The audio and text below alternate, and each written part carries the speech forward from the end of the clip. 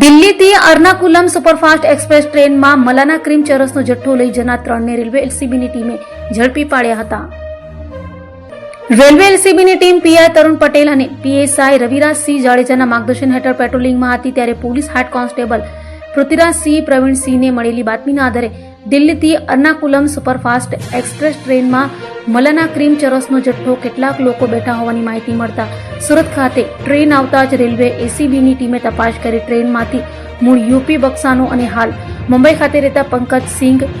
ધરમરાજસિંહ, બીજો મૂળ મહારાષ્ટ્રના સાંગલીનો અને હાલ મુંબઈ ખાતે રહેતા ગીતેશ સુરેશ મોટકેટે અને ત્રીજો મુંબઈના સાંતાક્રુઝ ખાતે રહેતા શાહિલ દિલીપ સાથલિયાને ઝડપી પાડી પોલીસે તેઓ પાસેથી મલાના ક્રીમ ચરસનો 2.30 લાખનો જથ્થો તથા મોબાઈલ સહિત 2.50 લાખની મત્તા કબજે કરી કાયદેસરની કાર્યવાહી હાથ ધરી હતી.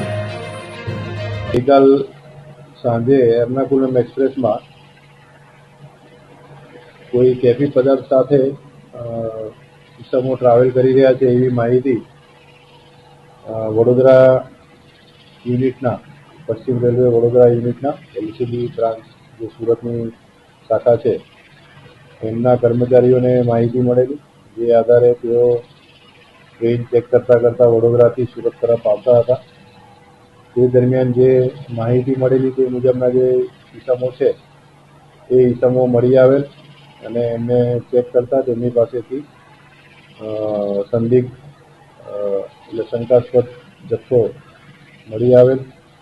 જે આધારે તેમને ઉતારીને સુરત સ્ટેશન પાસે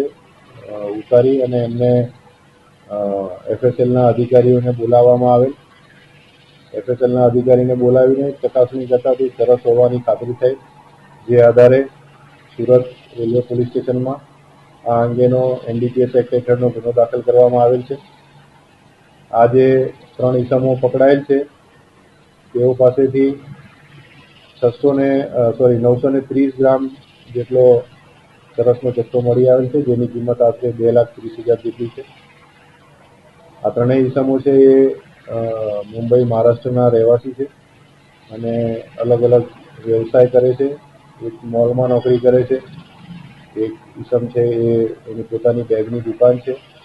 અને ત્રીજો ઇસમ છે એ પણ નોકરી કરે છે, પ્રાઇવેટ નોકરીઓ કરે છે અને આ લોકો હરવા ફરવા માટે થઈને હિમાચલ પ્રદેશ, વૈષ્ણોદેવી તેમજ મનાલી ફરવા ગયેલા. ત્યાંથી આ જથ્થો આવનાર હોળી ધૂળેટીના તહેવાર નિમિત્તે ભાંગ હોવાનું કહી તેમને ત્યાંથી એ લઈને આવેલા હતા, પરંતુ